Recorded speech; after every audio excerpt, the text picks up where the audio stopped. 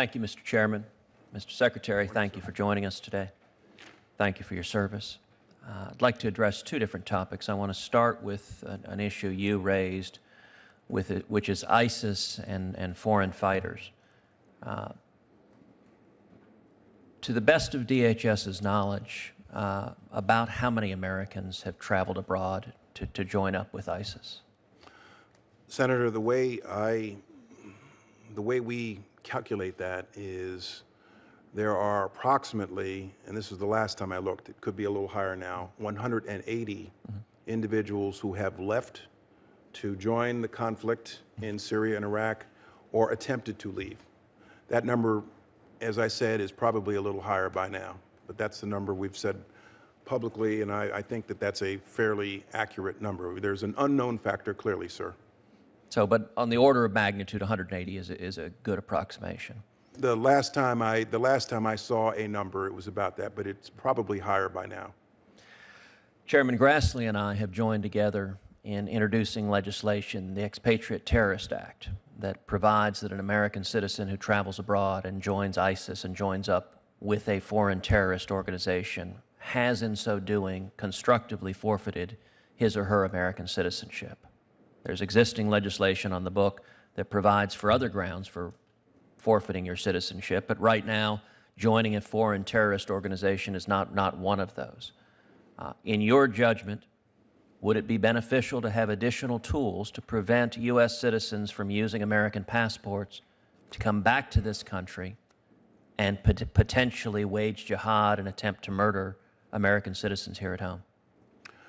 Senator, I don't know that stripping somebody of their American citizenship is the most effective tool. I do believe that we need to enhance our efforts to interdict those who are attempting to leave the country and prosecute them for material support, or deny them boarding on the return flight, or in some way investigate and apprehend them before they can get on the flight or once they return. And we have spent a lot of time with our counterterrorism partners overseas and within the Department of Homeland Security at better efforts to detect those who are engaging in travel to Iraq and Syria, including broken travel. And so we spent a lot of time in DHS and with law enforcement doing exactly that. Although I guess the track record of apprehending people when they're coming back is not what it should be. If I recall correctly, the elder Zarnaf brother who carried out the Boston bombing, when he came back to America, his return and his travel was not flagged, although it was supposed to be. Is that correct? Very clearly, there were some lessons learned from that case, and we've done, I believe, a better job at connecting the dots in reaction to that case. Well, let's shift to a different topic, which is the enforcement of the border. I am very concerned by the lack of enforcement at the border, the lack of enforcement of our immigration laws. And I'm very concerned on multiple levels. Number one, from a perspective of national security and dangerous illegal immigrants being allowed to come into this country. And number two, from the perspective of this administration not enforcing the law. Now, last week, the Washington Times ran an article, the headline of which was, "Illegal immigrant deportations plummet as amnesty hampers removal efforts."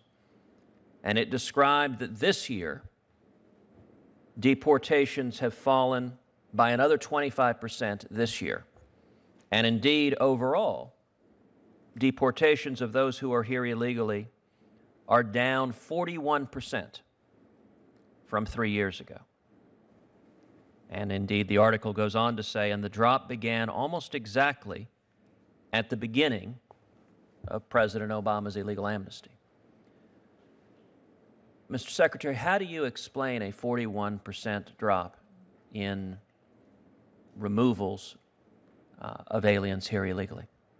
A couple of things, sir. One, the apprehensions are in fact lower on the southern border, so the intake is lower this fiscal year in particular. Two, secure communities. Secure Communities was a controversial program that led to the enactment of restrictions, prohibitions on cooperating with our immigration enforcement personnel in a number of different state and local municipalities, so forth. Secure Communities was becoming so controversial that mayors, governors were passing laws, ordinances that prevented cooperating with us in our enforcement efforts. And so we've ended the Secure Communities program, as I mentioned, and put in its place a new program that I believe will promote enforcement so that we can get at the criminals. But Secure Communities, in my judgment, is one of the reasons why we're seeing Mr. those Secretary, lower numbers, along with a few other things, sir. You stated your interest just a moment ago at getting at the criminals, which Yes. I guess is very much the same as the President's purported justification for his illegal amnesty program, that it would allow the focus of prosecutorial resources on violent criminals. It strikes me there's a fairly serious problem with that argument, which is namely that the Department is not focusing its resources on violent criminals. Indeed, the number of criminal aliens deported from the interior has declined 23% since last year and declined 39% since the peak in 2011. So when it comes to violent criminals, the Department is not stepping up its efforts, and indeed, if you look to 2013, in 2013, the Department released 36,007 criminal aliens with serious convictions. That included 116 with convictions for homicide, 43 with convictions for negligent manslaughter, 14 with convictions for voluntary manslaughter, 1 with a conviction for something ICE classified as, quote, homicide, willful, kill public official, gun. And that individual was released. In addition to that, you had 15,635 criminal aliens who had been convicted of drunk driving that were released back into the population. 2,691 who had convictions for assault that were released into the population.